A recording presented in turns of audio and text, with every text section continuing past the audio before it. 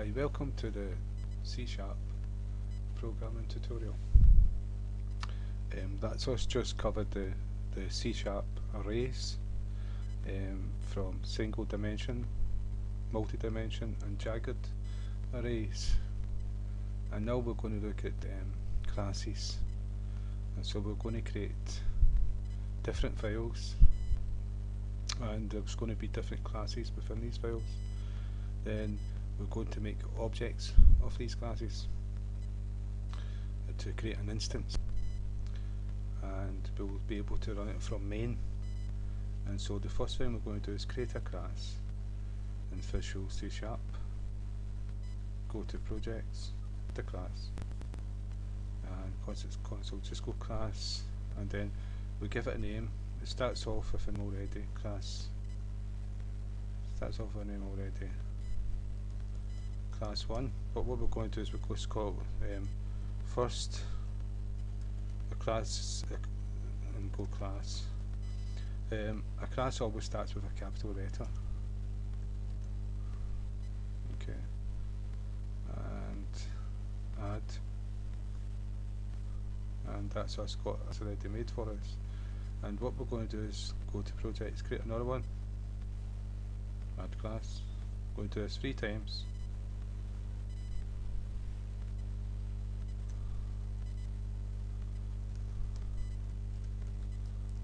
Second class, add, and once more.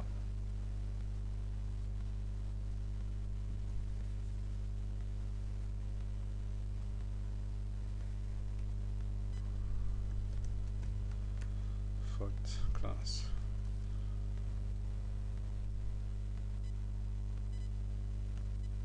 And so that's just got 3 different files created, and the C# extension is .cs. And there you go, 3 different files, and that's our main program. We've got main inside. So what we're going to do is we're going to access these from here. So what I'm going to do, I'm going to take away all the code that we put into.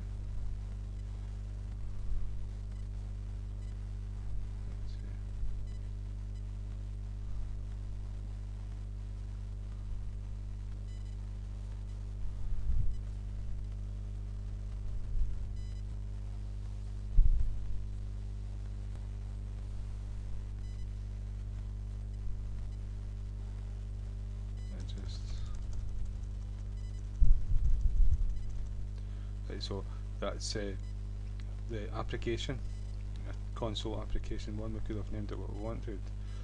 The program class is called program, and we've got the main within it, and this is where we run the main program. And we've got no code inside it. Now we've got first class, second class, and third class. The first class we're going to start off with an integer, and just call it num1 equals 45. And the second class, this is just to start it off. We're going to go second. We're going to do methods. We're going to do classes. We're going to do the public, private, and protected as well, and static, and all sorts of things. So we're going to do string, and we'll call it string 1 equals second class, and then the third one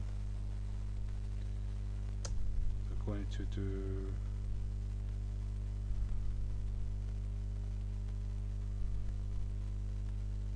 we're going to do another integer, and we'll call num3 equals 55. And so what we've got, all we've got is like one variable inside each class, and we make an object of these, but it's not going to be able, the object's not going to be able to access these because it doesn't have a public in front of it. And what public does is it allows someone from outside the class to access the variables within this class. Now by default it's private. Private means that nobody can get access to the variable from outside the class, but anyone within this class can get access to it, and so it gives an extra layer of security in object-oriented programming. And so you can, by right, they should all be private, and you should use get and set methods to access the variables within a class, and it stops someone from outside being able to access them directly. You've also got static. Static is sometimes referred to as like a global variable, as you don't need to make an instance to access it. So you can access it from another class just by giving its path and the name of the static variable. Now, but when you make an object, all the variables will be part of that object, apart from the static ones, because a static one can't be turned into an object, and an object can be created. You can create more than one object of the same class, and static by definition is just one variable, and it stays just one variable. So that means it cannot be made into an object. Right, I've done this one public, the third one's for public, the second one's not, and so is the third one's not, so by default they're private, won't get access to them. And to show you how this is done, to create an object you use a new keyword. Just, it's the same as when we created an array. We used the array was a class, and we used the new to create a new object. And so the first thing we need to do is we need to declare what kind of class, and so we give the name of the constructor, and the constructor, the class name. We've not made a constructor yet. Yeah, that's class, and that's a class. We're still to make a constructor, right? But this is the variable, and so what we do is we give the class name, and that's it. First class is the class name. So if we go to programs and we type in first class and we give it a name, just go first equals, and then it's the same as the array. We declared the array class by int square brackets, and then we gave it a name. We gave it a name so that we could access it, and so we're giving this one a name called first, and then equal sign, and the same as the array, we'll do a new object, new, and then we give it the class name again with brackets and semicolon. Now that's us created a class, and we'll be able to access the class by just using the name we gave. But what you'll see here is it does not have the integer, because the integer is private, so it's not. It's hidden from the outside the class. No one can see it outside the class. But once we make it public, we'll be able to see it. And so we're going to make a second one.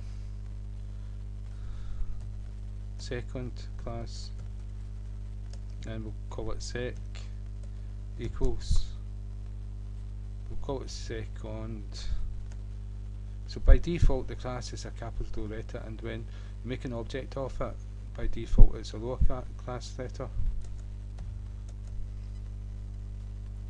just by convention.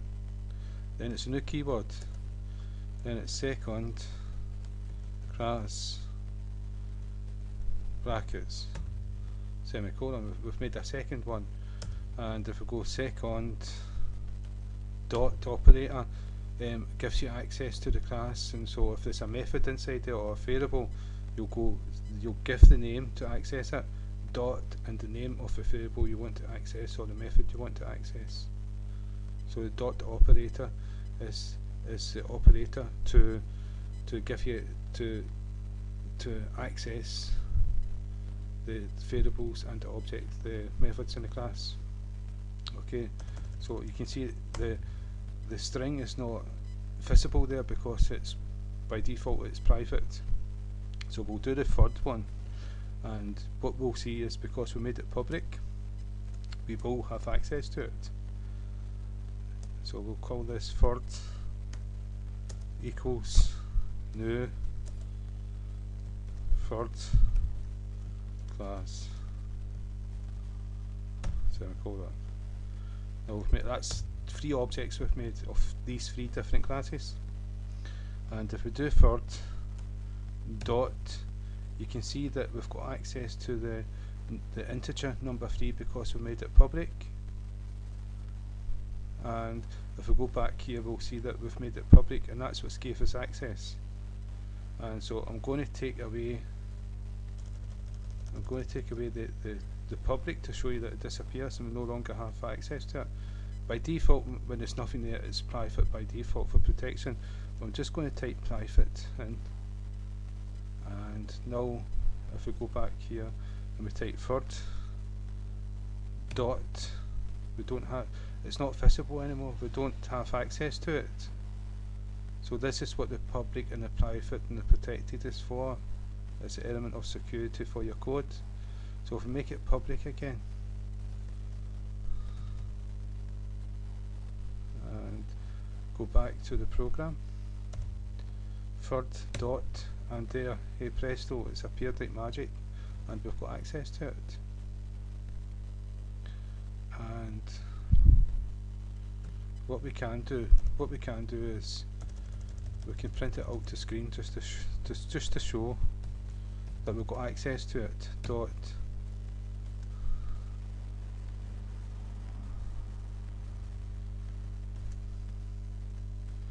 and then it's third dot num3 semicolon. Run the program. I'm going to have to put the console.readline so it doesn't disappear. You can see it was 55 there, but just so it doesn't disappear, I'm going to have to put it in here so that we hold on to it.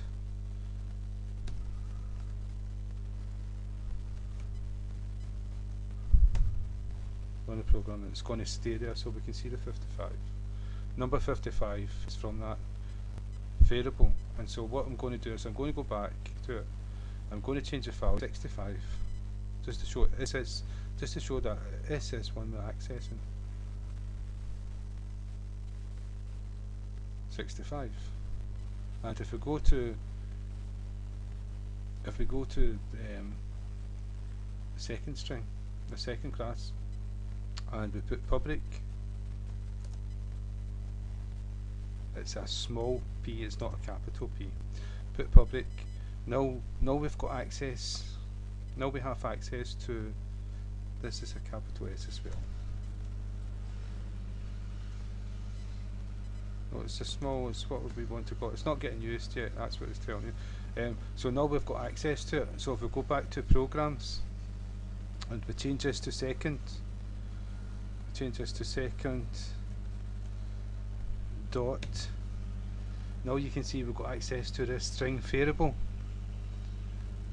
Double click it, run the program, and it's, hey presto, second class, and that's from this variable in this class.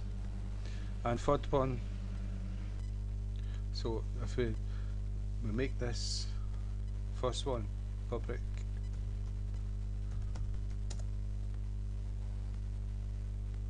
we'll have access to this one. It's number 45, and so we change this to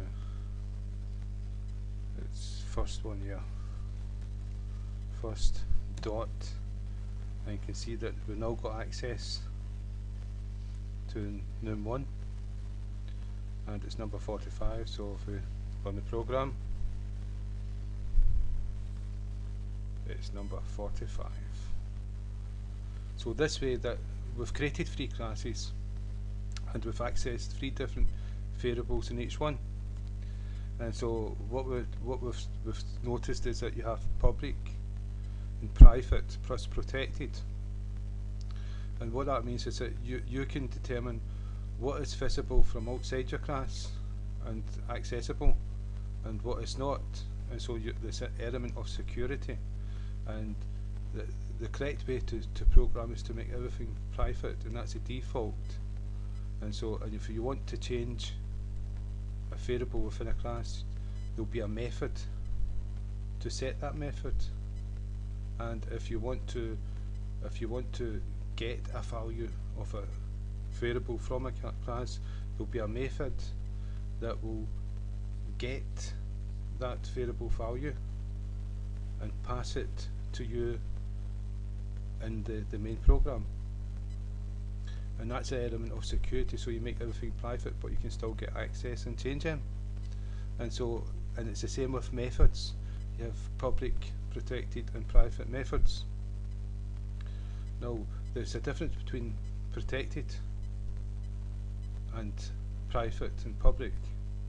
The protected is for abstract, so that you can inherit, but we'll go into that later on. And so the next tutorial will be that we'll create a method and we'll access a method with variables. We'll do some kind of mathematical equation with the method and we'll run it inside the main program. And so we'll have 3 different methods in each class, and you can have as many as possible. So again, thank you for your time.